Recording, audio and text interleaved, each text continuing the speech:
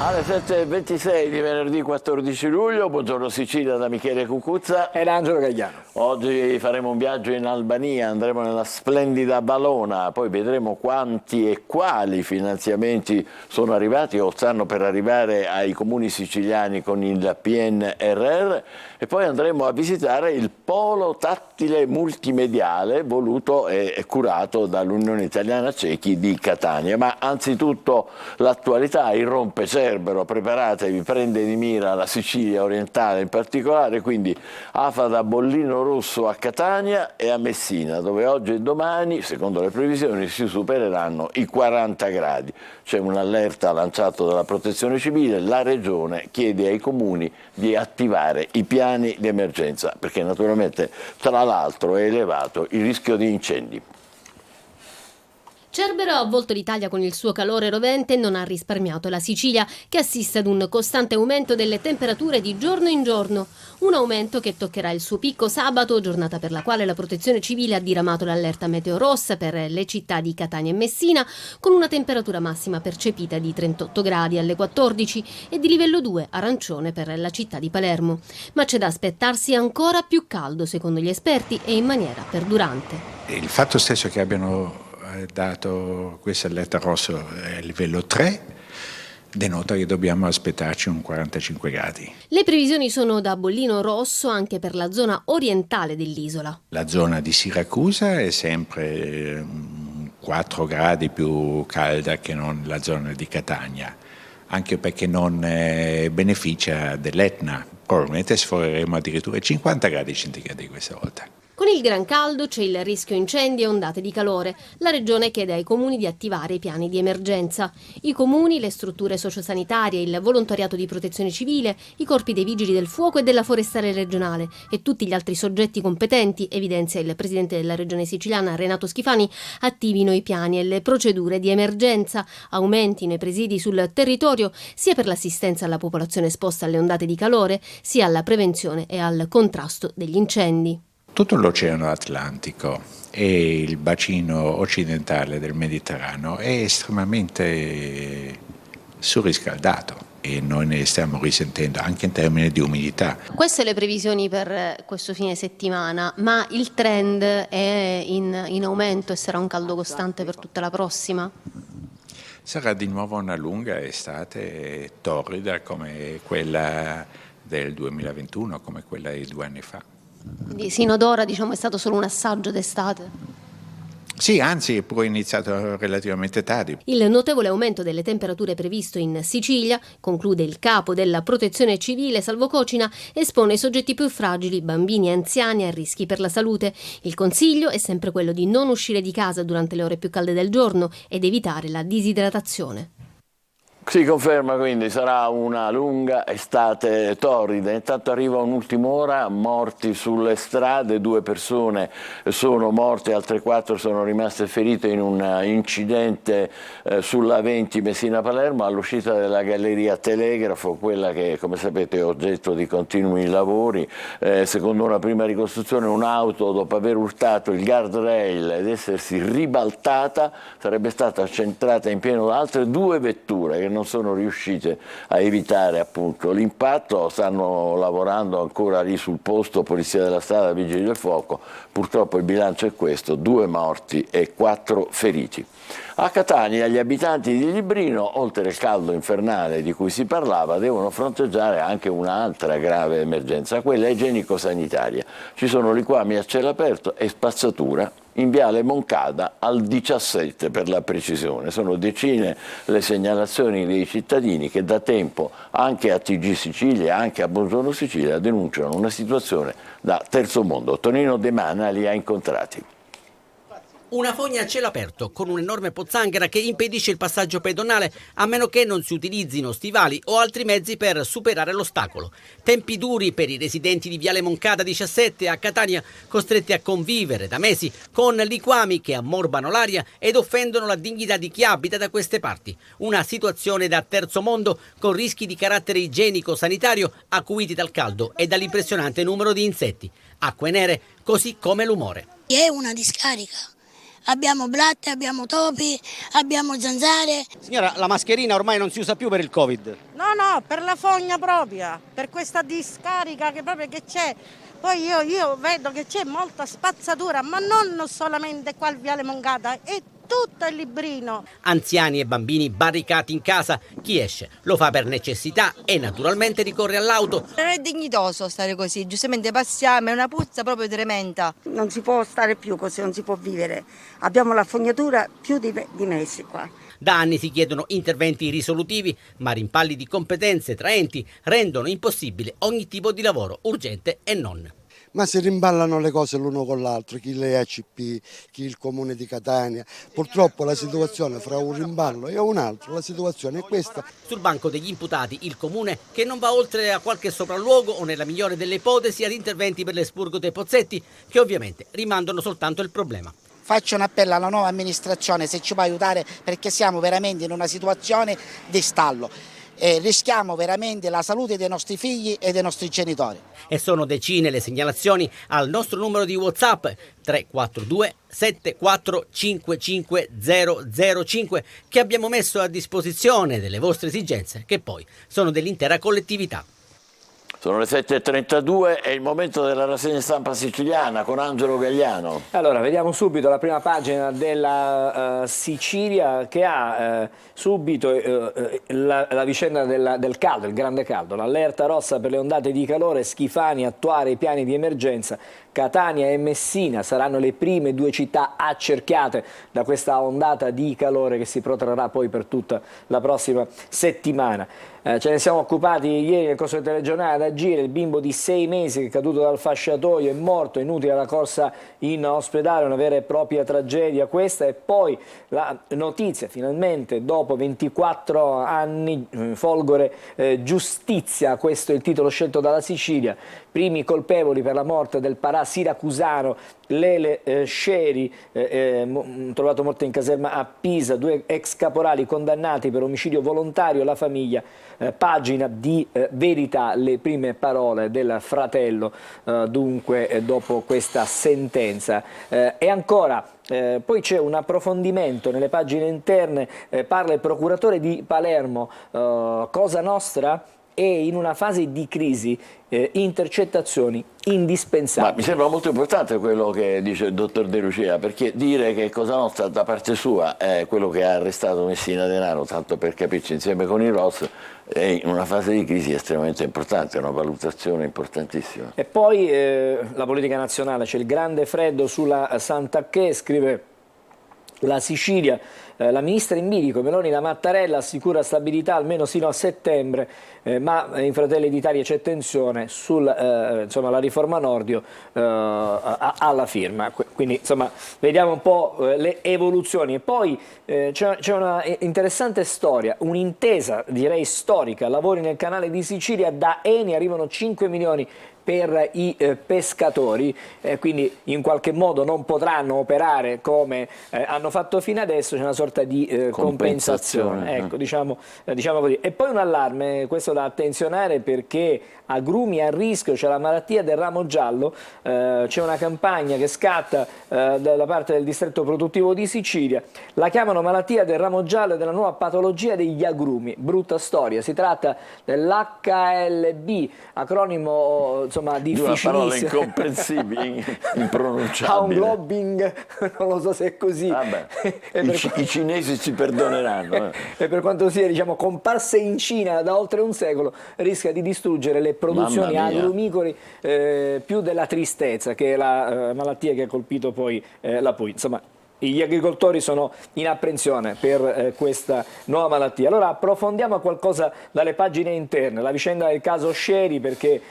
finalmente c'è stata questa sentenza. Ieri la sentenza emessa dalla Corte d'Assise di Pisa, 24 anni dall'omicidio del paracadutista di Siracusa, trovato cadavere nella caserma Gamerra. Ecco i colpevoli per la morte di Lele Sceri, fu ucciso da 2 ex caporali della Folgore. Questo stamattina scrive il giornale della Sicilia nelle pagine interne. E poi invece Parliamo anche di ponte, perché ieri c'è stato un importante incontro, progetto concreto, con Ciucci una marcia in più. Schifani ha ricevuto l'amministratore delegato della società dello Stretto, che rilancia anche su treni e strade, quindi infrastrutture importanti per la nostra regione. La intervista di cui abbiamo letto in prima pagina qualcosina, Messina Denaro dice mai stato il capo. Queste sono le parole del procuratore di Palermo. I vertici della procura davanti alla commissione antimafia, intercettazione e carcere duro sono fondamentali, concorso esterno da regolare meglio. Queste sono le parole. Importante questa considerazione anche sul concorso esterno, che è oggetto di dibattito e di scontro politico. E poi siamo alla pagina dedicata alla città di Catania, che la Sicilia, come ogni giorno, insomma, fa degli approfondimenti. Spari ennesima e romanzo criminale. La polizia sta cercando un quarto sospettato che potrebbe fornire altri dettagli sul movente. Il racconto della vittima: mi ha puntato la pistola e intimato di inginocchiarmi. Questi sono i racconti che vengono fuori dalle testimonianze. E poi c'è il dramma, il problema degli incendi. Piromani in azione alla zona industriale e alla rotonda del Faro. La forestale è dovuta intervenire assieme alla protezione civile, vigili del fuoco e anche le guardie ambientali e volontari. Fiamme alimentate da rifiuti e anche dalla vegetazione. Le fiamme domate anche incontrate Vaccarizzo, alle spalle del Torero. Quindi erano incendi dolosi. Ci sono stati degli incendi dolosi, proprio così. Lasciamo adesso la Sicilia, siamo alla pagina, diciamo, all'edizione di Palermo di Repubblica, perché c'è l'appello di Morosini: l'antimafia ritrovi l'unità, il presidente del tribunale, venite al Palazzo di Giustizia e parlatevi, l'impegno riparta dalle fasce più deboli. E parla dalla procura, in qualche modo dal tribunale soprattutto. Il presidente, insomma, invita le anime diverse dell'antimafia a trovare concordia. In vista dell'anniversario di Via D'Amelio, il 19. Proprio così. E poi c'è l'audizione, come abbiamo visto anche sulla Sicilia. De Luca difende il concorso esterno e sulla cocaina avverte: politici ricattabili. Anche questa è una notizia importante. E poi a Palermo oggi è una giornata particolare, la sera della Santuzza e di Biagio. Oggi c'è il festino per Santa Rosalia. Nelle pagine interne, proprio la sera, vedi, la sera della Santuzza, tra la gente di Palermo, nel ricordo di Fra Biagio Conte. Sul carro con il sindaco alla galla ci saranno Don Pino Vitrano ed una mamma di Brancaccio accolta nel centro Padre Nostro di Don Pino Puglisi. E poi lasciamo adesso questo tema per tornare invece sulle vicende che riguardano proprio l'antimafia e la lotta alla mafia. De Lucia difende il concorso esterno e sulla coca dei VIP ha detto: politici sono ricattabili. Audizione davanti all'antimafia nazionale, cattura dei latitanti, applicazione del 41 bis, sequestri di beni e anche costante attività della magistratura sul territorio sono i nostri 4 capi saldi. Ha indicato, insomma, qual è la strategia, la tattica, diciamo così, per poter portare avanti le inchieste. E poi la politica regionale. Il governo, Schifani impone una tregua alla maggioranza. Il governatore ieri ha fatto un lungo vertice con i segretari dei partiti che sostengono il suo governo, ha richiamato gli alleati per uscire dallo stallo sulle ex province. Non sono mancate le tensioni sul collegato bis alla finanziaria dell'Arsa. Insomma, per Schifani e c'è tantissimo lavoro per tenere insieme la sua maggioranza, insomma, fare seguire in maniera dritta quella che è la rotta.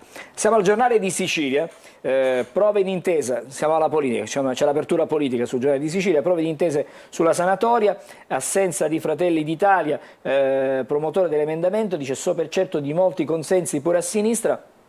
Ma De Luca del Movimento 5 Stelle dibatte no a tutti i condoni e soprattutto a 2 passi dal mare. Questa è la storia, diciamo, su cui in questi giorni gli abusi edilizi. Esattamente. E poi province da fare rinascere, siglato l'accordo, la riunione in giunta e in maggioranza, il percorso concordato prevede 2 voti a luglio e settembre. Questo è quello che viene fuori dalla riunione di ieri. La retata di Tommaso Natale, le richieste di Pizzo, videoregistrate, qui il guardiano sono io, per dire come venivano fatte le richieste, diciamo, del Pizzo. Anche qui festino alla via La Lunga Notte, Rosaria con Don Pino e Biagio alle 21. Il corteo muoverà da Palazzo dei Normanni verso il Foro Italico, insomma sarà la sera della Santuzza di Santa Rosaria a Palermo. Adesso siamo alla Gazzetta del Sud. Ponte, si riparte dai territori, Fitto ottiene sì di Bruxelles, il Sud unica grande zona economica speciale. Questa è una buonissima notizia. L'amministratore delegato della società Ponte Stretto, Piero Ciucci, è stato a Palermo e anche a Messina. Indicata la nuova roadmap per avviare dunque la costruzione dell'opera. Poi anche qui sceriffo ucciso, condannati 2 ex caporali della Folgore. E i fatti che ci portano anche alle vicende nazionali: ricucire il rapporto governo-magistrati, politica e giustizia, costruttivo il colloquio tra la Mattarella e la Meloni. E poi fra poco ci torneremo su questo tema. Biden all'Ucraina le bombe a grappolo, ma Putin ha già perso, sono le parole del Presidente degli Stati Uniti. Vedremo che cosa succederà. Ci potremo anche fermare qui per la rassegna stampa. C'è una notizia dell'ultima ora che ci porta alla redazione. I carabinieri di Trapani hanno sequestrato beni per 2 milioni di euro al titolare di una nota società che opera nel settore edile. Siamo a Trapani. Il provvedimento trae origine da uno stralcio di una complessa indagine avviata dalla DDA di Palermo e che riguarda lavori per la riqualificazione del porto a Castellammare del Golfo. Quindi sequestrati beni per 2 milioni di euro a Castellammare del Golfo, zona Trapani, insomma. E allora ci fermiamo qui provvisoriamente e poi dopo riprenderemo con Angelo Gagliano la rassegna stampa, quella nazionale. State con noi, buongiorno Sicilia.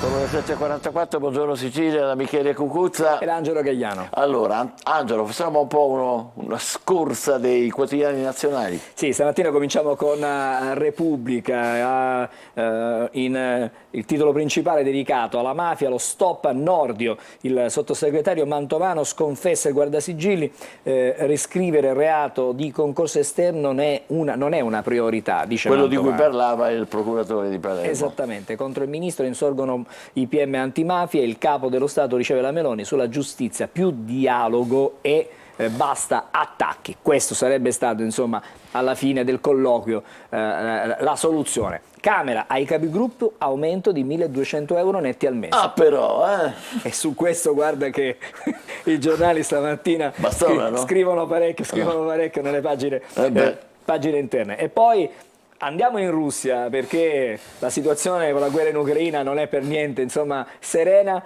Popov e gli altri a Mosca, è l'ora delle epurazioni. Questo è il seguito dell'insurrezione di Prigozhin, cioè fa vedere che effettivamente c'è molto diciamo, mare agitato in Russia e Putin non è così saldo come vuol far sembrare. E poi un ricordo, un anno senza Scalfari, c'è una fotonotizia sulla prima, quei segreti nell'archivio del fondatore, un ricordo per Eugenio Scalfari, che insomma, è il fondatore di Repubblica.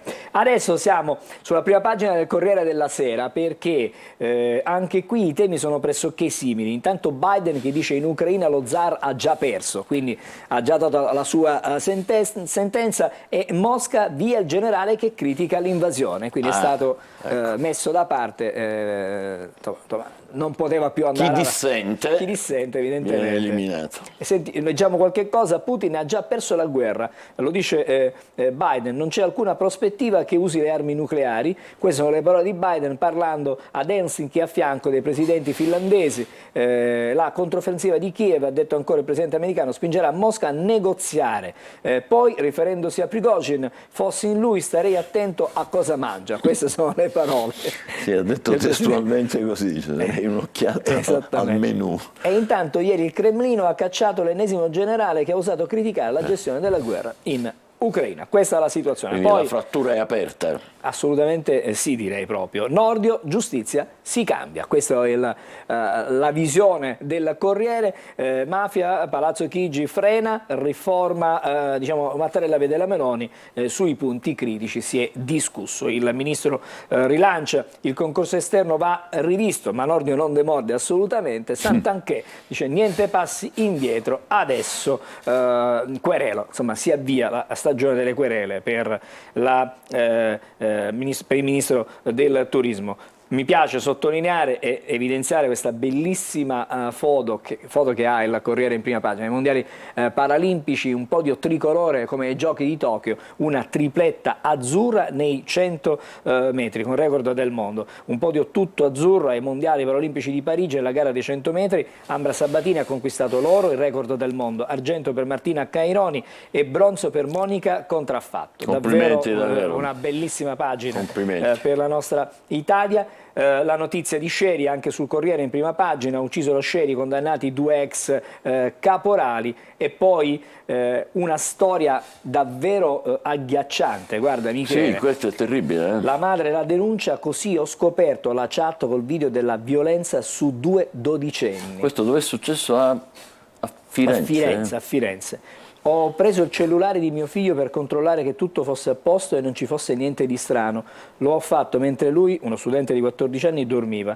E proprio scorrendo le chat ho trovato il filmato che ritraeva 2 dodicenni in scena di sesso. No. Così a Firenze è nata l'inchiesta sugli abusi del Capodanno del 2021, se non ricordo male. Una bruttissima storia quella che stamattina raccontano i giornali, cominciata nella giornata di ieri. Adesso siamo alla Stampa.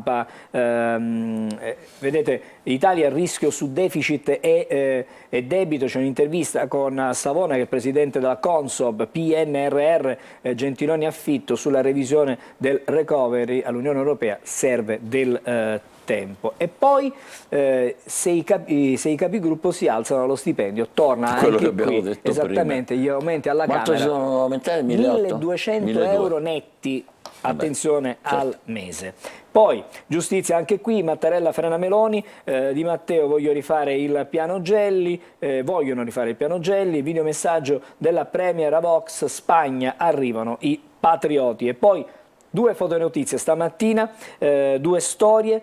Carol uccisa 2 volte, negato l'ergastolo al killer, lei era disinibita, giudici e maschi invidiosi, un approfondimento che andrebbe fatto una lettura. Poi Sfax caccia all'uomo, quello che sta succedendo in Tunisia, i video degli spari agli immigrati in Tunisia. Mamma situazione mia. davvero sempre più complicata, assolutamente sì. Lasciamo anche la prima della Stampa, siamo adesso al Messaggero. Anche sul Messaggero c'è la giustizia, Meloni da Mattarella, toni più bassi. Insomma, è riuscito in qualche modo il Capo dello Stato a calmare le tensioni. ZES, spinta per il Mezzogiorno, ne abbiamo parlato prima, c'è l'accordo con l'Unione Europea per la creazione di un'area dall'Abruzzo alla Sicilia, e potrebbe essere un bene questo. Ecco, infatti, vedi sgravi e regime fiscale agevolato unico per le imprese. In Polonia e Irlanda ha funzionato, e quindi questo modello si potrebbe anche applicare nel nostro paese.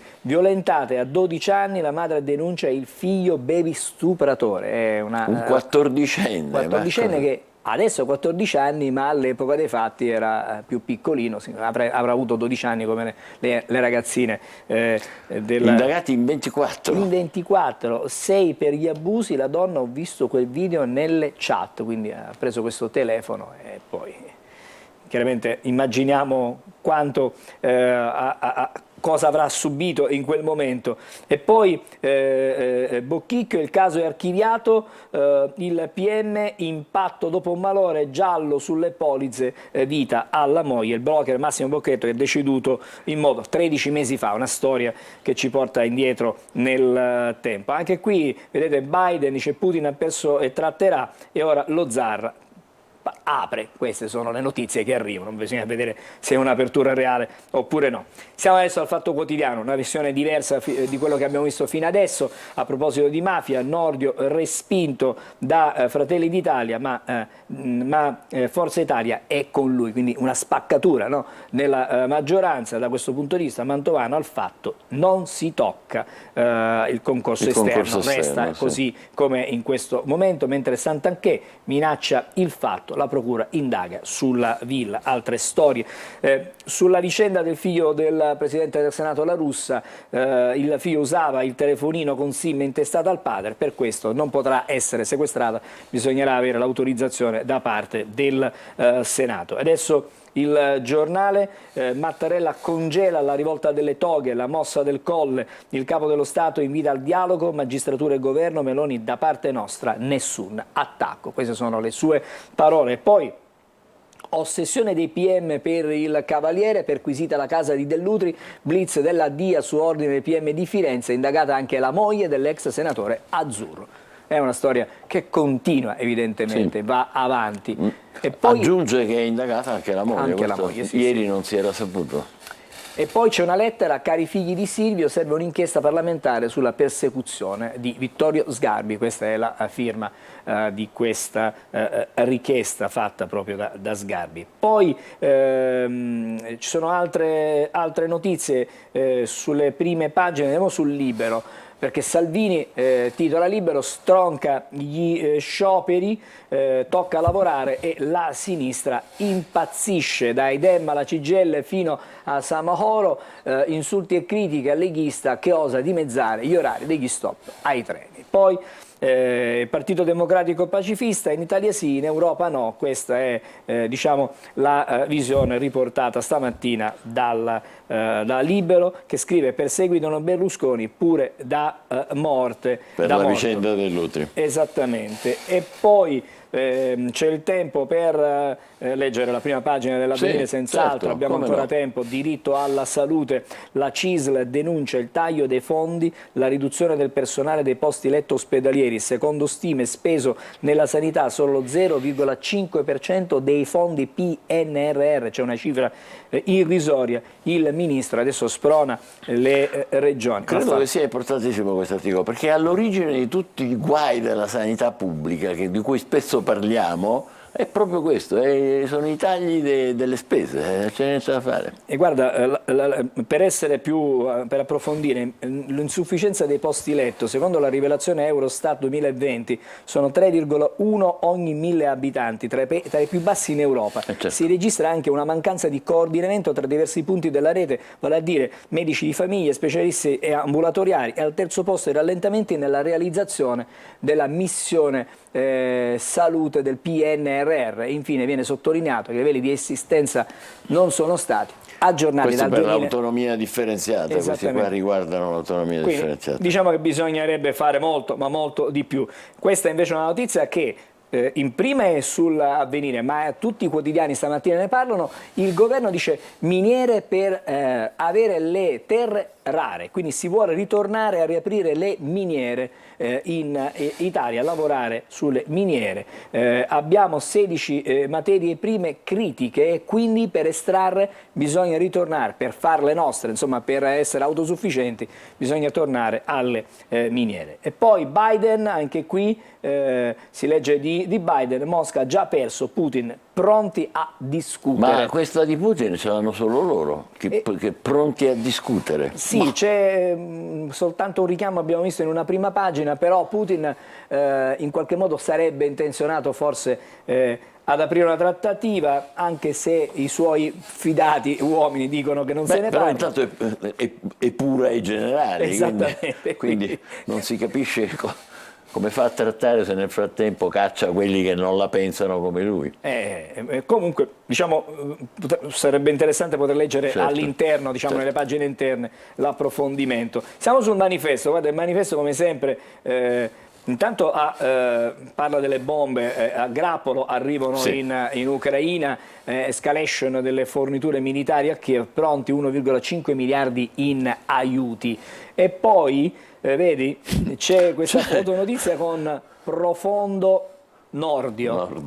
Come per dire praticamente che Nordio sta un pochettino, lo stanno un po' mollando tutti, no? E quindi va da solo. Va giù in maniera brutta. Retromarcia sulla abolizione del reato di concorso esterno, Mantovano si lura a Nordio, Meloni da Mattarella che chiede di abbassare i toni, show di Santanchè, non mollo e mi arricchirò con le querele. Questo scrive, questo dice. Perché Mantovani è di Fratelli d'Italia, quindi è proprio il partito della Premier. Della Premier, infatti. Poi sciopero dimezzato, qui sembra una partita di calcio, Salvini batte i sindacati, così scrive Il Tempo, l'intervento del Ministero limita i disagi ai trasporti, dalle 15 traffico regolare, c'è un nuovo tavolo di confronto che è stato convocato per oggi, faccio appello a buonsenso e poi ancora Durigone. Durigone dice ci ha messo la faccia e ha portato a casa il risultato, non succede spesso, insomma in qualche modo lo sciopero è stato davvero comunque contenuto, i disagi in qualche modo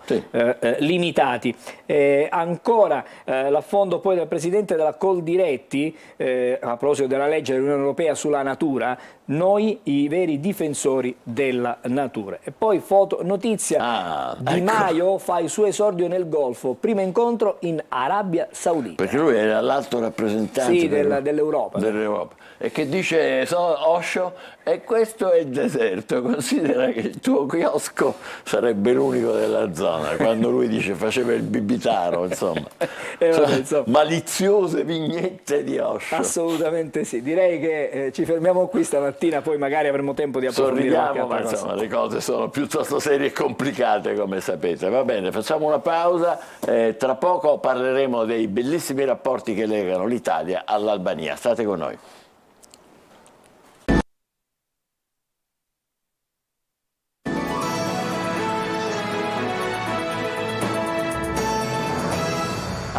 Eccoci qua, buongiorno Sicilia, sono le 8:01, abbiamo il piacere di parlare dell'Albania e dei felici rapporti che ci legano a questo paese, lo facciamo con la signora console generale a Valona, Iva Palmieri, che vorrei vedere. Buongiorno e benvenuta.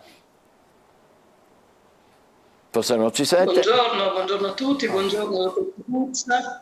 In studio abbiamo Antonio Rapisardi che è viceconsole a Valona e l'architetto Antonio Iraci che poi ci spiegherà qual è il suo ruolo e le attività che svolge. Valona, devo dire, dove io sono stato grazie agli amici del consolato, in una splendida città di mare, c'è una baia meravigliosa, è esattamente di fronte a Brindisi, quindi immaginate che posto splendido. Il legame tra l'Italia e l'Albania è sempre molto forte, ci sono circa 22.000 italiani che vivono in Albania e 381.000 gli albanesi circa che sono residenti dalle nostre parti. Di cosa si occupa il consolato albanese, signora console? Sì, dunque, prima di tutto in realtà c'è spesso una sorta di scarsa conoscenza probabilmente, ecco, del ruolo che svolgiamo, quindi mi fa piacere poterne parlare. Non tutti i nostri connazionali sanno che nel caso di difficoltà all'estero non devono rivolgersi all'ambasciata che svolge un'attività di tipo prettamente diplomatico, tra virgolette politico, ma al consolato, che è un ufficio molto più operativo, che presta tutela e assistenza ai connazionali sia residenti che eventualmente di passaggio, quindi che incorrano in difficoltà quando si trovano temporaneamente all'estero, e svolge poi tutta una serie di attività un po' difficile di promozione dell'Italia nel paese in cui ci troviamo ad operare. Ci sono delle interruzioni sì, nella connessione. Signora console, che cosa fate per promuovere appunto l'Italia all'estero e in Albania in particolare? Sì, abbiamo un programma di attività che si chiamano attività di promozione integrata, promozione culturale, promozione commerciale, quindi cerchiamo di far conoscere il nostro paese ai nostri interlocutori locali nelle sue 1000 sfaccettature. E parliamo di mostre, conferenze, eventi musicali, eventi artistici, insomma tutto ciò che può aiutare i nostri amici albanesi ad avere uno sguardo sull'Italia, a cui loro tra l'altro si sentono comunque sempre molto vicini e quindi apprezzano in ogni caso tutto ciò che possa rappresentare un'occasione di contatto con la nostra cultura.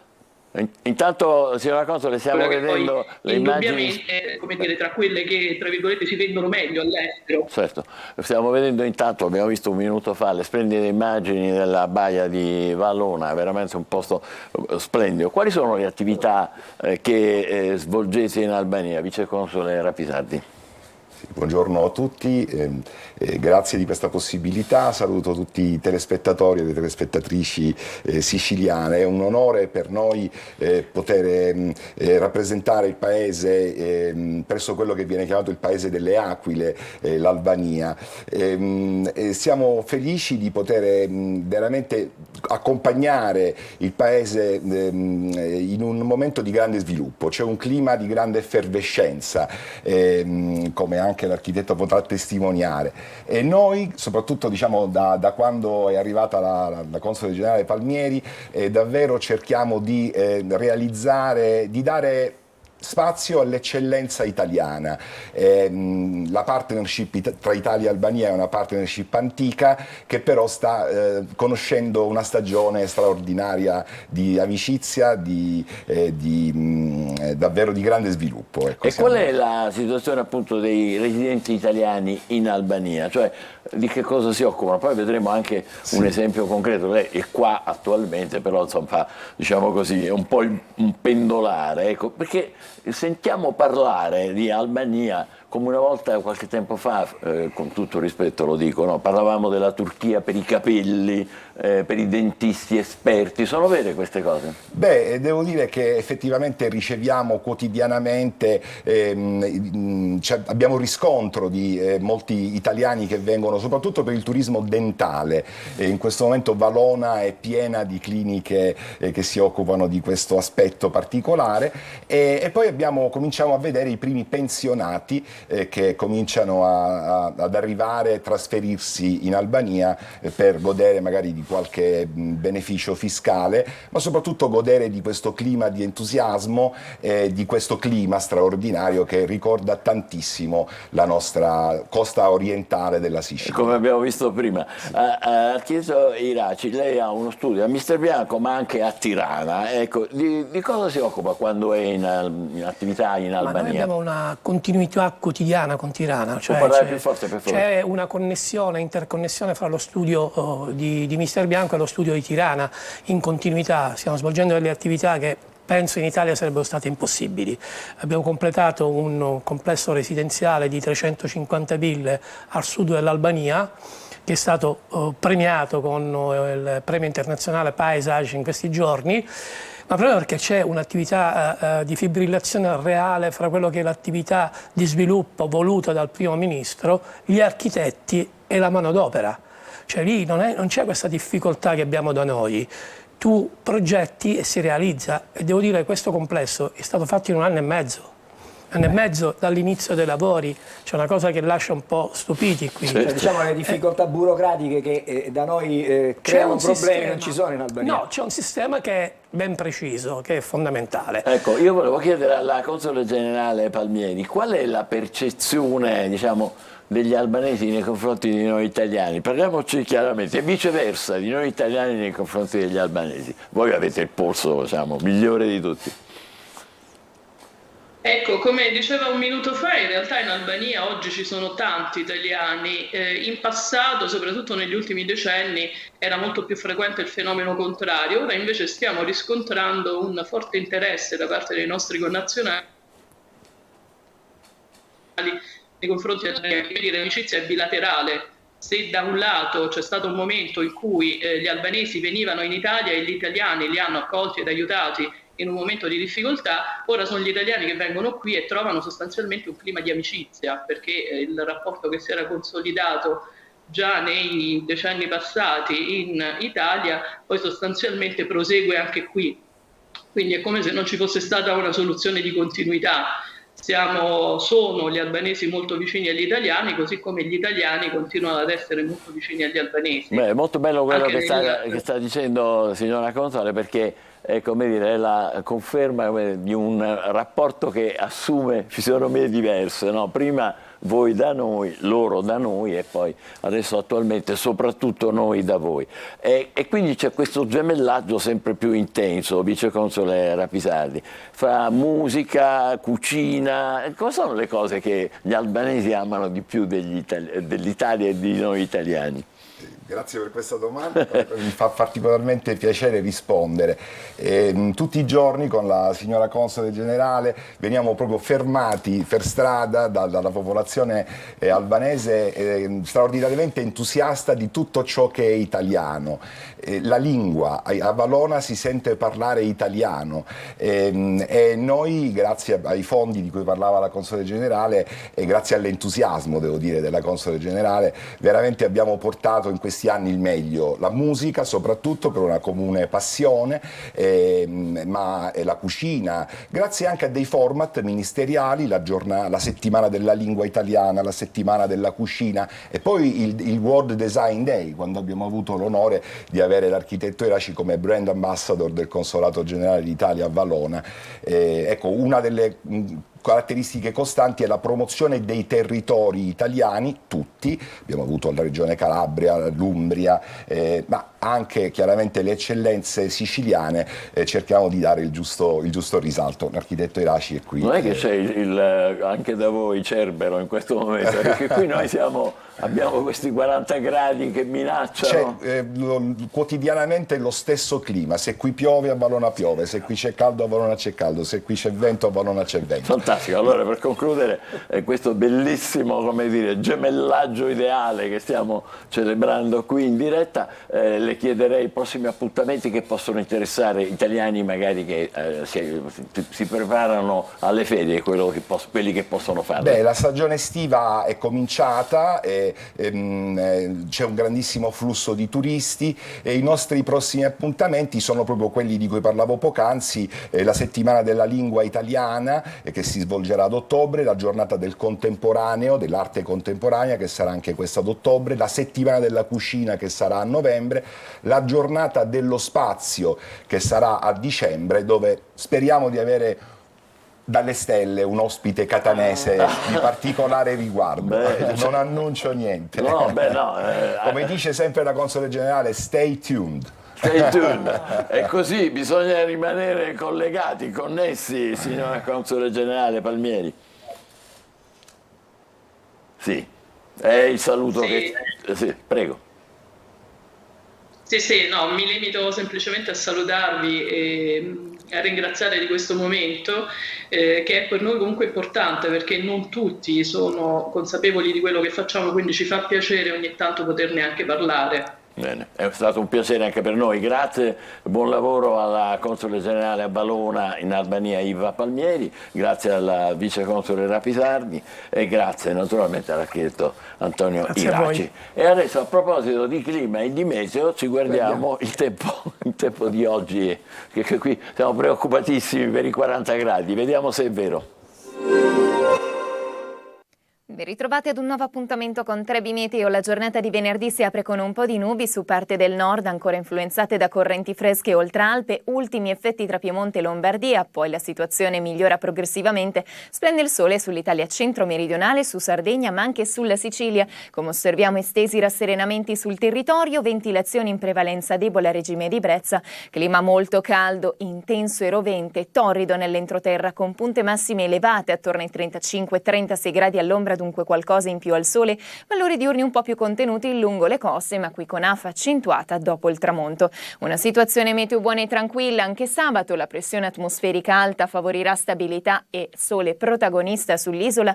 Le temperature massime saranno vicine ai 40 gradi in diverse zone, mentre le temperature minime in aumento non scenderanno al di sotto dei 25 gradi, caldo dunque piuttosto fastidioso anche nelle ore notturne. Ulteriori dettagli in merito come sempre sull'app di Trebi Meteo.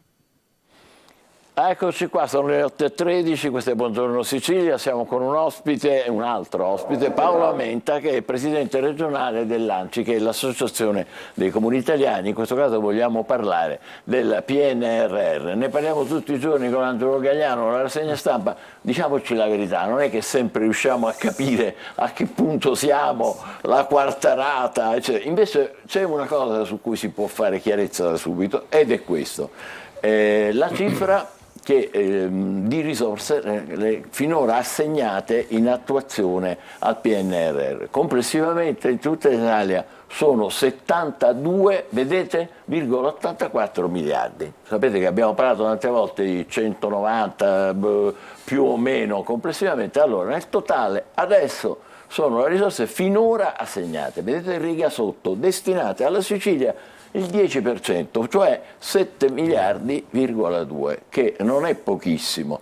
Diciamo che la Sicilia è sul podio insieme a Lombardia, Campania, per capacità di attrarre i fondi. È così, Presidente? Sì, diciamo che per capacità e per bisogno di spendere e di organizzare il sistema siciliano, tutto siciliano, che parte dai bisogni fondamentali e soprattutto dai servizi essenziali che mancano, e proviamo di diventare finalmente competitivi utilizzando questo flusso di denaro che, voglio fare chiarezza, non è solo proveniente dal PNRR, ma noi già affrontiamo un altro flusso di denaro, che è quello che proviene dalla nuova programmazione 21-27, quindi le due questioni si stanno incrociando, quindi dobbiamo avere una visione integrata rispetto a quello che vogliamo fare della Sicilia del futuro. È un'opportunità, molte volte si scrive un'opportunità unica, ma no, è veramente un'opportunità unica per fare ridiventare e rilanciare la Sicilia.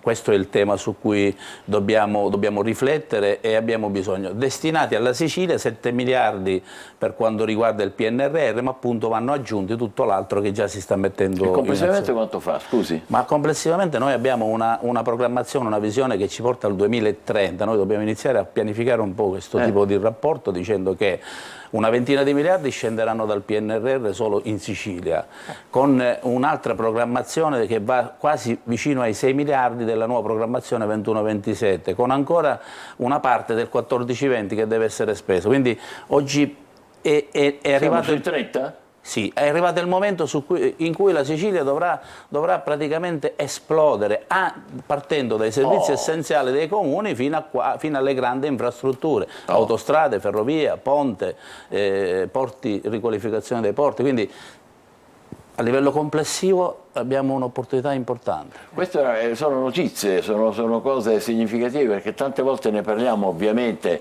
frammentariamente, adesso poterne parlare in maniera unitaria e sintetica è molto importante. Quindi circa 30 miliardi, che sono cifre molto importanti, non oggi, da qui a qualche anno. Come da qui al 2030 diamoci già subito una scadenza, al 2026 tutto quello che riguarda il PNRR, quindi dobbiamo accelerare, perché è vero che i 7 miliardi sono 7 miliardi, ma c'è ancora tanta altra carne al fuoco nel PNRR da completare, e oggi siamo nella fase, non nella fase di spesa, attenzione, chiariamo, perché siamo nella fase di assegnazione, cioè ognuno ha avuto già destinate delle risorse da declinare nei territori e aprire i cantieri.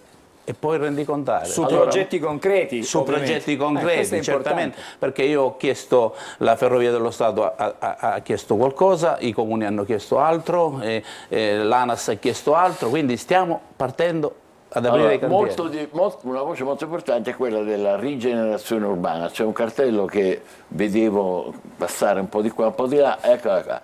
Fondi per la rigenerazione urbana sono 1 miliardo di euro e vedete a Palermo dovrebbero essere destinati 198 milioni, 185 a Catania, 132 a Messina. Che cosa significa rigenerazione urbana? Entriamo nello specifico che mi appartiene dal punto di vista proprio della rappresentanza. Come ANCI rappresento il comparto dei comuni che già ha messo in moto i suoi meccanismi. Rigenerare significa riqualificare, rigenerare, utilizzare spazi, cioè periferie delle città che vanno rigenerate, quindi dal punto di vista proprio della qualificazione dell'ambiente, cioè il rifacimento e quindi l'efficientamento energetico e la ristrutturazione ad esempio delle strutture sociali, delle famose strutture popolari, perché dobbiamo rilanciarle, creare piazze, creare corridoi ecologici, creare nuovi ambienti nelle città, negli angoli più degradati delle città. Ecco, Quindi... Presidente, mi faccia capire, quella cifra che vedevamo prima, magari la rivediamo un attimo, tanto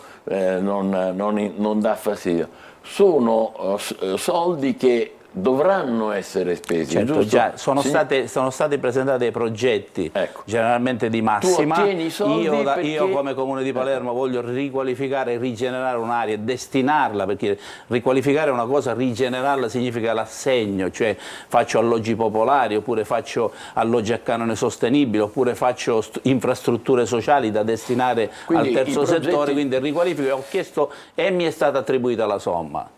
Quindi i progetti già ci sono, esatto. È solo per quello che arrivano i soldi. Ci sono di massima, adesso è la fase dell'esecuzione, progetti esecutivi, apertura dei cantieri, gare e realizzazione, e poi la fase della rendicontazione. Ecco perché io da un po' di tempo a questa parte chiedo di girare lo sguardo non sulle somme che abbiamo a disposizione, ma sul sistema organizzativo che dovrà gestire queste fasi, programmazione, gestione e rendicontazione. E l'abbiamo messo a punto questo sistema organizzativo? Stiamo provando a metterlo a punto, anche perché... Chi ne fa parte? Chi è che esatto, voglio aggiungere che in questi fondi ce ne sarà una parte che supererà il miliardo, 1,5 miliardi di euro, che si chiamano fondi territoriali, significa saranno assegnate ai comuni con una delega di funzioni rispetto a quello che è l'autorità di gestione, quindi significa che i territori, nel caso specifico che sono stati individuati a coalizione, dovranno avere degli uffici comuni, dei professionisti all'interno che faranno programmazione, gestione, progettazione, quindi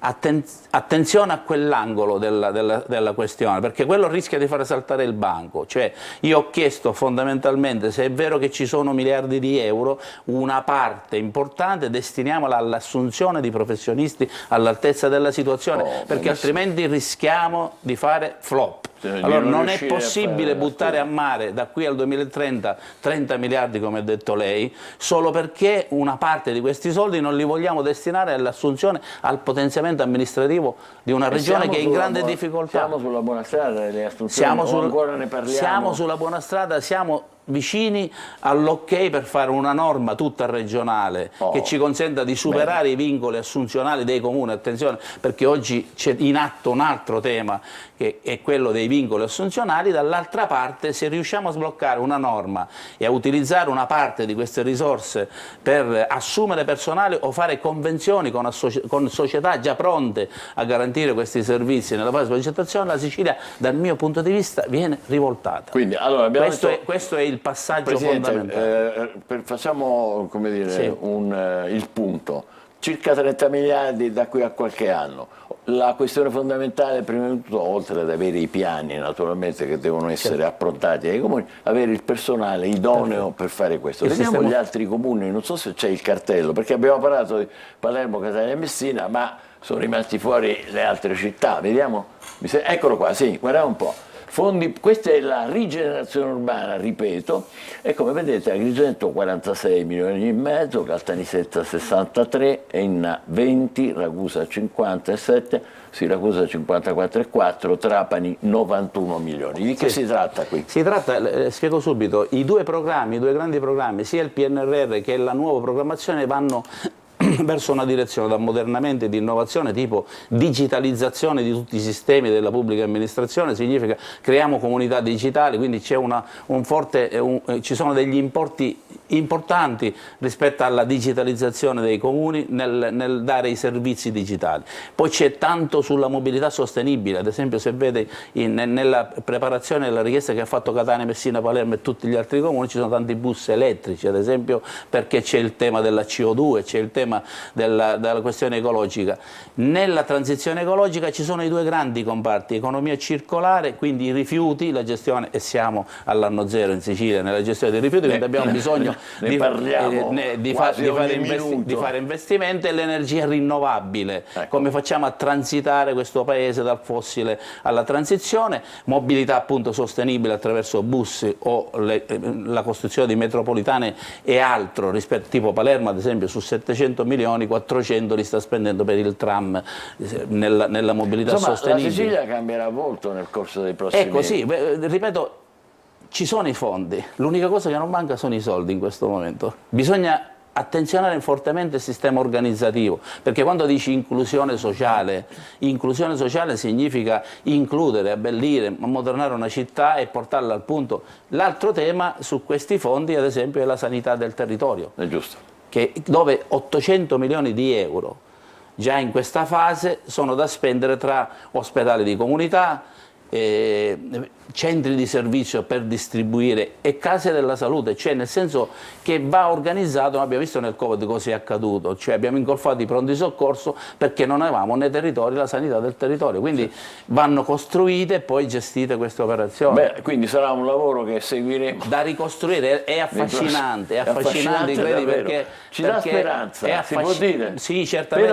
Però posso dire sempre l'ultima cosa, che è inutile far finta di niente, ci sono sempre preoccupazioni, cioè, ma non è che poi tutti questi soldi magari vanno a finire dove non dovrebbero andare a finire. Speriamo di no. Ma abbiamo strumenti di vigilanza? Certamente, i controlli ci sono, il nuovo codice, diciamo che il nuovo codice degli appalti, che nasce per semplificare ed accelerare questa sfida. Quello di Salvini, del Ministero. Esatto, il nuovo codice che ormai dal 1° luglio è entrato in vigore, punta su questi 3 principi fondamentali, che è la fiducia, il risultato, la trasparenza, però è evidente che il tema è: se digitalizziamo il tutto è ancora più semplice controllare dove vanno a finire i soldi, certo. Quindi cerchiamo di creare gli strumenti di controllo, perché altrimenti, come dice lei, il flusso se ne va da una parte sbagliata. Ci fa piacere avere sentito queste cose, buona musica insomma, ecco, però l'importante è che vengano fatti nella maniera seria, come ci diceva il presidente dell'ANCI Paolo Amenta, e che naturalmente ci siano tutti i controlli del caso. Ci tenga informato, noi vogliamo essere, come dire, testimoni che raccontano questi passi in avanti ormai indispensabili, ma che sono molto probabili per la nostra regione. Finalmente usciamo da una situazione, diciamo, un po' paludosa nella quale solitamente ci troviamo. Incrociamo le dita e diamoci da fare, Grazie. giusto Presidente? Grazie per essere stato con noi. Facciamo una breve pausa, tra poco parleremo di una bellissima esperienza che si sta facendo a Catania per i non vedenti. State con noi, buongiorno Sicilia.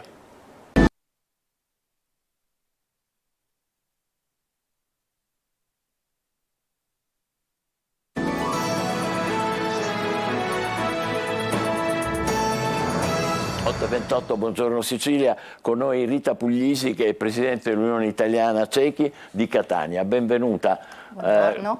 Come vanno le cose? Che attività state svolgendo?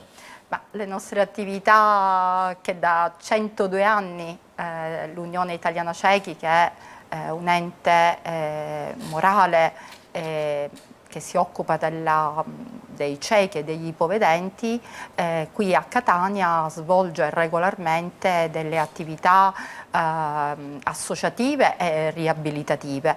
Abbiamo un centro di ipovisione, di riabilitazione visiva, sia per i bambini piccoli, per le persone anziane. E dove si trovano questi? Si trova proprio qui dietro il giornale della Sicilia, si chiama Via Braille 6, è proprio stata intitolata la via al nostro grande Braille. Stava dicendo, l'ho interrotta, mi scusi. E lì ci sono ambulatori di prevenzione oculistica aperti a tutta la città, Perfetto. a tutta la nostra provincia, con prezzi sociali. Abbiamo un ambulatorio pediatrico e un ambulatorio per adulti, e da settembre si aprirà un ambulatorio di prevenzione e monitoraggio del glaucoma. Molto importante quello che ha detto la signora Puglisi, quindi ricordate Via Braille a Catania. Adesso usciamo un momento, lo facciamo con la nostra Naomi Moschitta e con soprattutto Vincenzo Gueli, che è il presidente della stamperia regionale. Torna la parola Braille. Ecco, loro si occupano del polo tattile multimediale. Ce lo presentate? Buongiorno allo studio, buongiorno agli amici e alle amiche a casa. Mi trovo all'interno del polo tattile multimediale, qui dove viene promossa, Presidente, un nuovo modo di fruizione dell'arte che supera i limiti legati alla disabilità visiva. Presidente, da poco, da 4 giorni, Vincenzo Gueli, quali sono i primi passi in quanto Presidente? Allora, i primi passi da presidente è la conoscenza diciamo, del personale. Noi abbiamo circa 30 dipendenti della stamperia. Perché parlo di stamperia?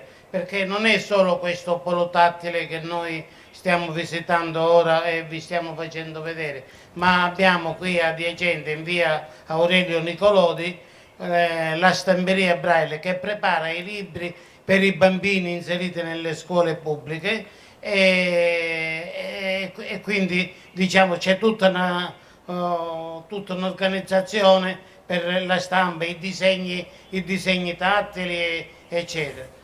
Qui invece siamo al polo tattile che io ancora a dire il vero non conosco moltissimo perché appunto come diceva lei da 4 giorni che quindi è fresco ancora deve essere, quindi conosco un po' perché l'ho visitata qualche volta e ci sono qui il motto di questo polo tattile è vietato non toccare. Vietato non toccare, questo è molto bello. Ci spiegate cosa vuol dire? Certo, non so se il Presidente Prego. dice che posso. Un attimo Naomi, sentiamo un momento. Il Braille è tutto il mondo delle persone non vedenti è fatto di toccare. Esatto. E quindi noi diciamo anche alle persone vedenti, toccate, proviamo a usare anche il tatto o gli altri sensi perché è chiaro che quello visivo è il maggiore, il più importante, è inutile qui neanche dirlo, però a volte noi ci dimentichiamo di quanto è importante toccare, ascoltare, comunque sentire in un altro modo tutto ciò che ci circonda. Grazie. E quindi questo. Torniamo al polo tattile multimediale allora con la nostra Naomi Moschitta. Naomi, vai. Michele, stamattina ho avuto l'onore di conoscere il responsabile Luca Grasso, lui che è l'esperto conoscitore delle sale di questo polo. Sono 12 sale, 60 plastiche, ve ne abbiamo fatte vedere qualcuno, questa è la sala dedicata alla nostra città, quindi abbiamo scelto questa. Ci presenti un pochino il suo polo, il suo perché lo vive tutti i giorni. Innanzitutto buongiorno a tutti, grazie infinitamente per averci coinvolto in questa meravigliosa il nostro programma. In questo meraviglioso programma. Il polo tattile è una struttura che è relativamente fresca perché è nata nel 2008. Qual è fondamentalmente la funzione importante di questa struttura? È quella di coinvolgere la società in una forma di sensibilizzazione e conoscenza verso la disabilità visiva, perché chi non conosce ha dei pregiudizi e i pregiudizi non corrispondono mai alla realtà, e allora la conoscenza di quali sono le nostre esigenze sicuramente avvicina e noi ci avviciniamo alla società, e così da poterci integrare e poter essere uomini tra gli uomini, come noi sempre come Unione Italiana Ciechi facciamo e vogliamo e spendiamo la nostra vita per cercare di avere e dare soprattutto una vita migliore a chi comunque è affetto da una disabilità. Perché il polo tattile è dedicato soprattutto poi a chi in realtà è vedente, quindi è abituato ad approcciarsi al mondo con l'egemonia della vista e si dimentica un po' degli altri sensi. Invece attraverso l'educazione che fate voi qui dentro ci insegnate come voi vedete il mondo. Ecco il motto vietato non toccare. In tutti i musei non si può toccare, qui invece bisogna toccare perché bisogna capire le cose da un altro punto di vista, anche perché ogni nostro plastico che riproduce un monumento che sta nell'area del Mediterraneo è assolutamente curato nella produzione, prima di tutto nell'aspetto tattile, aptico, quindi prima di realizzare un plastico si notano e si studiano gli accorgimenti tattili affinché le persone non vedenti possano fruirne al 100% e affinché le persone che vedono e vengono a visitare la nostra struttura abbiano un punto di vista di quello che sono le nostre esigenze, ma anche i colori sono molto particolari, attenti, perché il mondo dei ciechi, come ci può dire la nostra presidente Rita Puglisi, non è fatto soltanto di ciechi ma anche da persone ipovedenti che quindi hanno un residuo visivo. E allora che facciamo? Utilizziamo dei colori molto forti in modo che sono quasi i colori che attraggono l'attenzione della persona che ha un residuo visivo, così che possa trarre i particolari per ognuno dei nostri plastici. Ecco, Presidente, Bravissimo, sì. mi dica. No, bravissimo Luca, è stato molto attento, dettagliato, ha detto delle cose molto importanti, anche se mi permetto per quanto riguarda l'ipovisione, Certo. perché oggi ci troviamo, diciamo, in un momento storico differente, nel senso che grazie al cielo la cecità assoluta è diminuita. Non è scomparsa, ahimè, però sicuramente è diminuita, mentre ci troviamo di fronte a sempre più persone che sono ipovedenti e tante volte fanno difficoltà anche a rivolgersi a noi proprio perché a volte il limite è sottile. Invece bisogna fruire di questi servizi che poi sono assolutamente gratuiti, perché all'interno della nostra sede, delle nostre sedi, si svolge, diciamo, a parte gli ambulatori di prevenzione, ma anche di controllo, di sbrigo di tutte le pratiche pensionistiche per i riconoscimenti di tutti i servizi, a partire dagli indennizi. Presidente, lei, prego. lei trova che la città, Catania, ma un po', diciamo, tutta l'opinione pubblica stia acquisendo una maggiore sensibilità su questi temi? Allora, guardi, questa è una situazione un po' particolare, nel senso che ormai è tutto, mi lasci il termine, sdoganato, nel senso conosciamo i disabili, conosciamo la disabilità, conosciamo la diversità, però viviamo un momento, paradossalmente, un momento sociale storico che si sta arretrando. Ecco, c'è questo pericolo, vero? Sì, sì. Mi permetto di dire che io, che non sono più giovane, non invidio i miei giovani in questo momento. Perché? Perché stiamo assistendo, nonostante la forte integrazione scolastica, lavorativa, a un fenomeno invece dove mette a tutti paura la persona diversa, la persona che anche fisicamente non si identifica. Paura? Sì, mette paura secondo me, perché quando noi ci allontaniamo dalla diversità, qualsiasi tipo di diversità, in questo caso la disabilità visiva è un qualcosa di molto importante, perché riguarda non solo la sfera proprio degli occhi, anche a livello estetico, no? Perché certo. Noi viviamo un momento di forte estetica, di forte attenzione dell'immagine, che va esattamente in contrapposizione con quella che è la nostra disabilità, che invece è fatto da altro. Beh, no? io direi questo chi va là che ce l'ha fatto la Presidente Puglisi è molto importante, dovremmo farne tesoro un po' tutti, ma che cos'è questa paura di chi apparentemente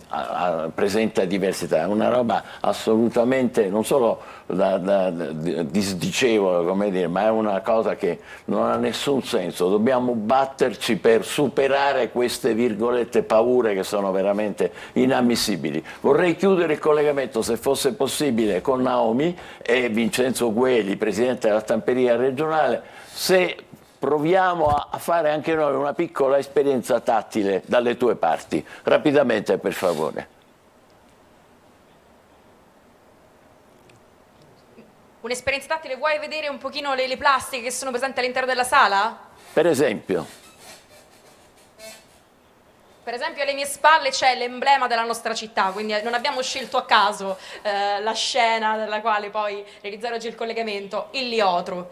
E poi non solo, c'è la cattedrale della nostra Sant'Agata, no? Parlo con Luca, che Luca forse è il più esperto. All'interno di questa sala cosa troviamo? Abbiamo il Palazzo dei Chierici, abbiamo la chiesa di San Giuliano, come hai detto tu, l'Ioturo e la cattedrale e il Palazzo Minoriti. plastico del prossimo ponte di Messina. Vogliamo fare prima il plastico. Anche il ponte. Quello ce l'abbiamo anche, ma non è qui perché non è nella sala Catania. Beh, bellissimo, di grande auspicio. Anche il progetto del ponte sullo stretto. Bello, Capito, bello. Michele? Siamo avanti qui, già abbiamo il ponte. Complimenti, veramente. Dove si trova il museo tattile? Prego. Via Etnea, Via Etnea. 602. E poi abbiamo numero? 602. Via Etnea 602, è lì che si trova. Chiudete pure, dite ancora qualche altra bellezza da quelle parti. Lì c'è un giardino meraviglioso. Non abbiamo sentito, Michele. Volevo dire che c'è anche all'interno del nostro polo tattile non soltanto il museo, ma c'è un giardino sensoriale dove è un esempio di giardino tipico di piante isolane odorose e che è un esempio di giardino dove le barriere architettoniche sono state rimosse. C'è un percorso tattilo plantare, così ogni persona non vedente può seguire tranquillamente il perimetro del giardino senza poter avere nessun tipo di pericolo. E anche all'interno del prato abbiamo, dove ci sono le piante, abbiamo del ghiaietto per terra, in modo che cambiando la texture tattile, quindi tattilo plantare, quindi sotto i piedi non ci sentiamo più erba ma ghiaietto, sappiamo che c'è un punto di interesse ma anche un ostacolo che è determinato da una pianta. Molto e interessante. poi anche un bar al buio all'interno del quale però, ecco.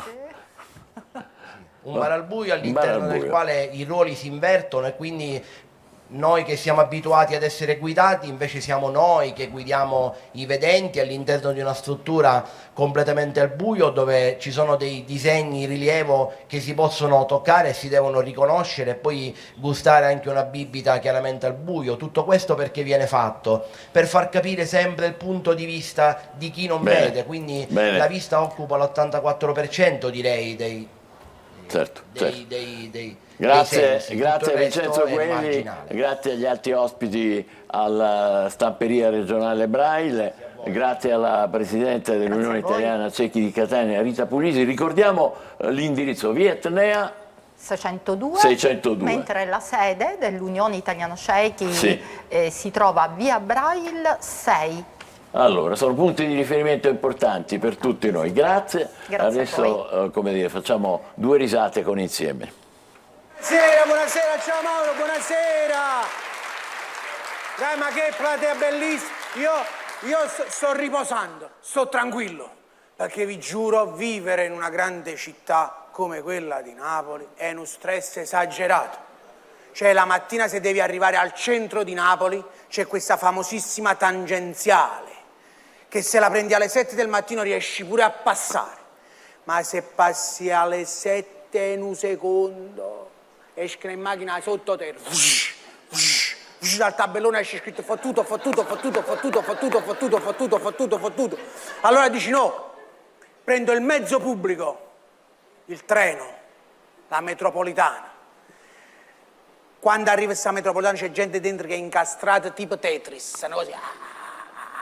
Appena si apre la porta fa non si freni, la puzza che esce, sfiata.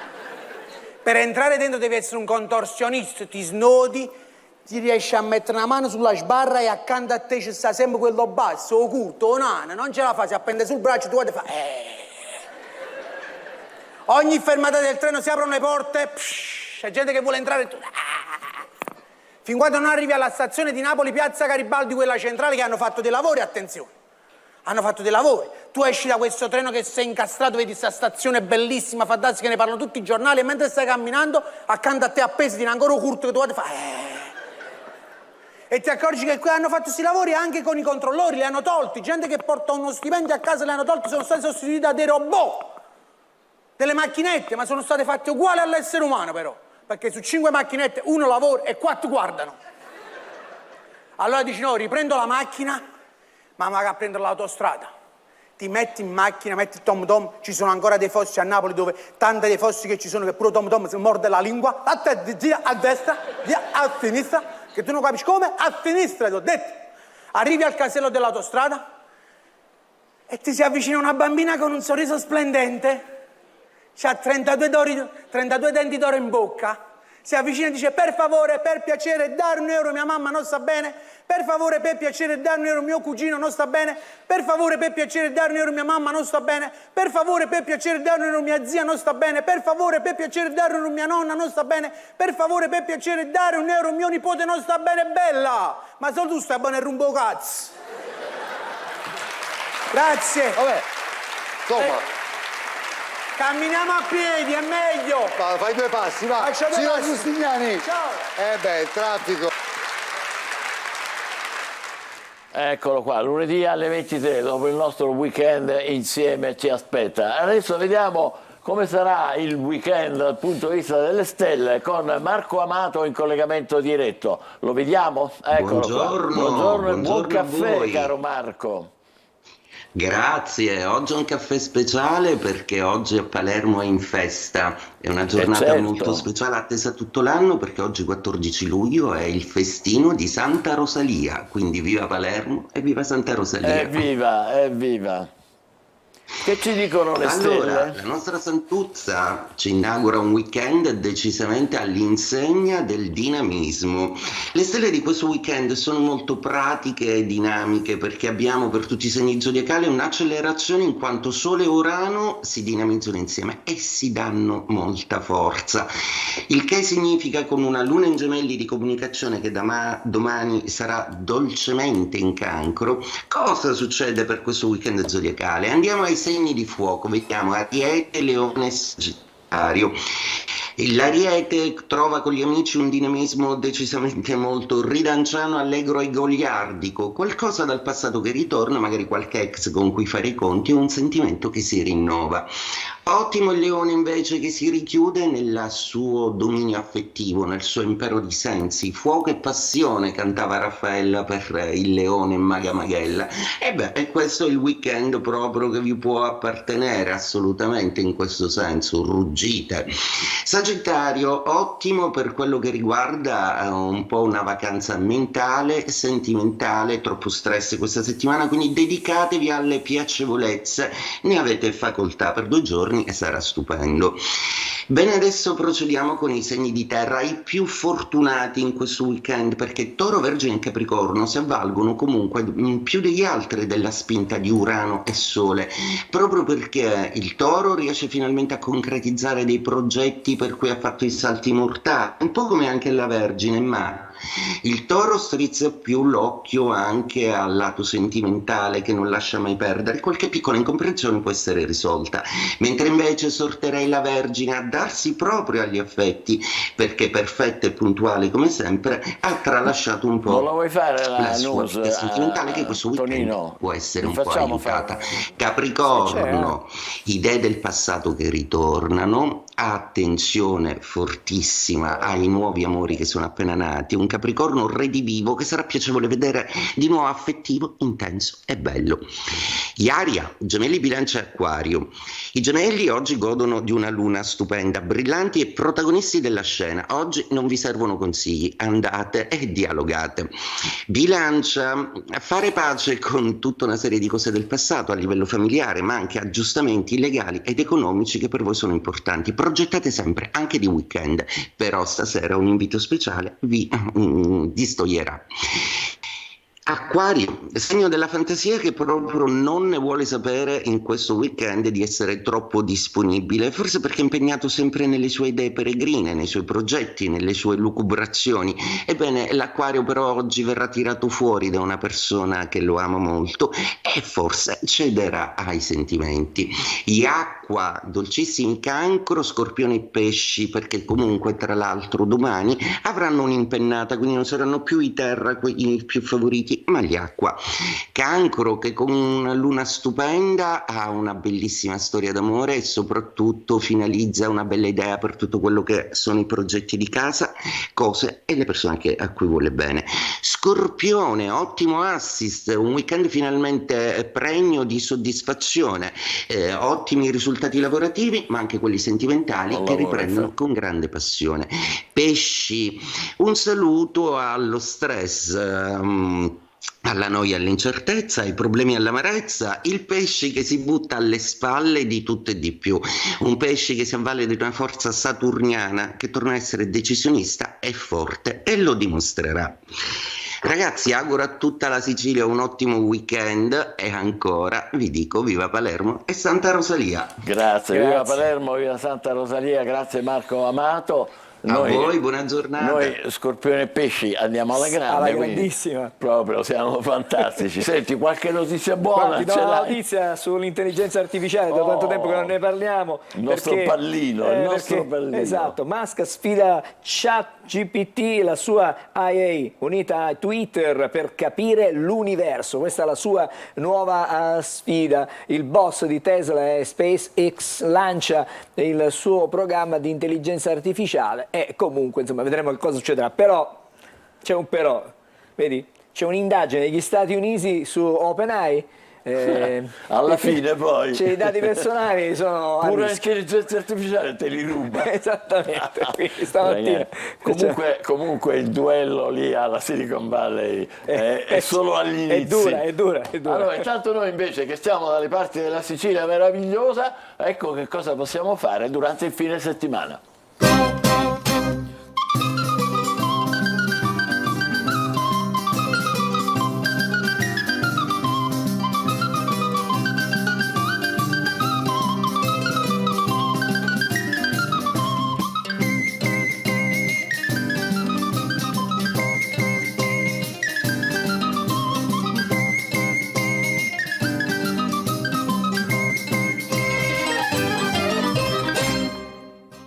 Benvenuti a Buon Weekend, la rubrica che vi propone i migliori suggerimenti per trascorrere il vostro fine settimana alla scoperta delle meraviglie della Sicilia.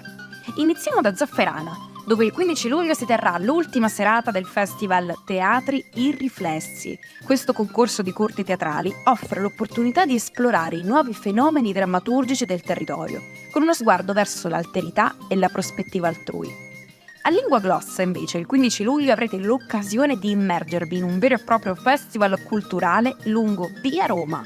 Le chiese e i musei resteranno aperti per tutta la giornata e gli artisti della compagnia Gli Oculares animeranno le piazze cittadine. Ortigia vi aspetta con l'Ortigia Film Festival, che si svolgerà dal 15 al 22 luglio. Questo evento, giunto alla sua 15ª edizione, offre una piattaforma per autori emergenti e non, che potranno esprimersi attraverso documentari, lungometraggi e cortometraggi. Un vero e proprio salotto culturale che celebra l'architettura della città e l'arte cinematografica. A Palermo, il 15 luglio, potrete partecipare a Ufestino, una delle più antiche feste patronali del Mediterraneo, dedicata a Santa Rosalia. Questa festa celebra la liberazione della città dalla peste nel 1624 e include il tradizionale corteo storico, una suggestiva combinazione di folklore e religione. Naso, nella provincia di Messina, vi invita a partecipare alla prima edizione di Iapri Fest, che si terrà dal 21 al 23 luglio. Questi 3 giorni saranno dedicati alla storia, alla cultura e alla musica, trasformando il centro storico del borgo in un luogo rivoluzionario. Cantanti ed artisti si esibiranno dai balconi aperti, regalando un'atmosfera festosa.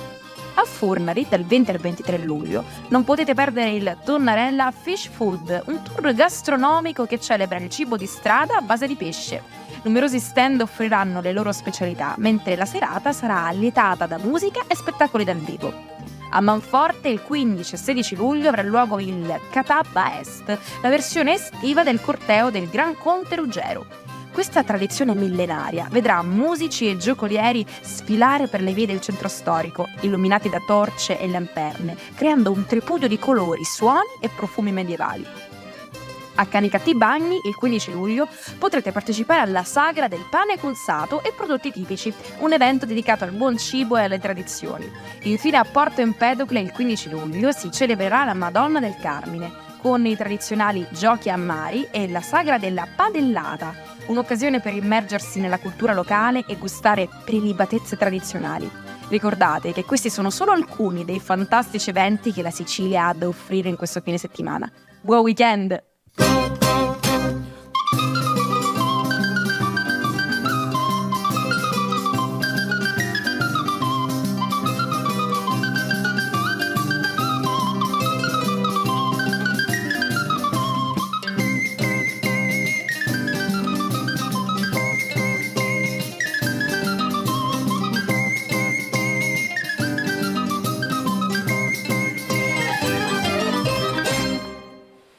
c'è che l'imbarazzo della scelta per le proposte di questo fine settimana. Noi adesso invece ricordiamo le cose che sono capitate il 14 luglio di un po' di anni fa. Per esempio nel 1099 è finita la prima crociata, quella di Goffredo di Buglione, che ha conquistato Gerusalemme. 14 luglio 1454 nasceva a Montepulciano Angelo Poliziano, che con le sue rime ha sancito la fine del Medioevo e l'inizio dell'umanesimo, almeno in letteratura. 1602, 14 luglio, il primo giorno di vita di Giulio Mazzarino, futuro cardinale, consigliere di Luigi XIV. La sua figura è stata resa immortale dai romanzi di Alexandre Dumas e da tutti i racconti sulla corte del Re Sole. E poi lo sapete già, lo ricorderete tutti, il 14 luglio è la data in cui i parigini hanno assaltato la Bastiglia, dando inizio alla rivoluzione francese. Infatti oggi in Francia è festa nazionale, c'è anche un po' di preoccupazione che possano capitare ancora disordini, speriamo di no. Poi nel 1902, il 14 luglio, a Venezia improvvisamente è crollato che cosa? Non lo so, è crollato qualcosa e ci sono voluti 10 anni per ricostruirla esattamente com'era. Deve essere proprio la zona di San Marco, piazza San Marco, da quelle parti lì. Scusate per l'imprecisione, ma capita. 14 luglio 1916 a Zurigo apre Charette Voltaire, un locale dove si esibiscono artisti eccentrici sopra le righe, così nasce il dadaismo. Il 14 luglio del 1948 a Roma uno studente universitario, Antonio Pallante, spara a Palmiro Togliatti, il segretario del Partito Comunista. L'Italia, ancora ferita dalla guerra, arriva sull'orlo della guerra civile. Si dice che solo la vittoria di Gino Bartali al Tour de France di qualche giorno dopo riuscì a calmare gli animi e riportare la situazione alla calma. 14 luglio 1970 la popolazione di Reggio Calabria, vedete un po', insorge contro la decisione di fare di Catanzaro e non Reggio Calabria il capoluogo della regione Calabria da poco istituita, e così sono cominciate una serie di scontri, di atti di violenza che dureranno purtroppo fino a febbraio del 71. 14 luglio del 2015 la sonda spaziale New Horizons raggiunge il pianeta Plutone, limite estremo del sistema solare, per addentrarsi poi nello spazio vero, il centro della Via Lattea. Per chiudere torniamo al 14 luglio del 40, quando è nato il mitico Renato Pozzetto, quindi innanzitutto buon compleanno. Renato, prima di dedicarsi al cinema insieme a Cochi Ponzoni, ha rivoluzionato la comicità, come sapete bene, con i suoi personaggi surreali e le battute fulminanti. E ci diamo appuntamento a lunedì, vi diamo appuntamento a lunedì con La canzone intelligente, fantastica, una delle più belle e stralunate canzoni che hanno fatto loro. Buon weekend a tutti.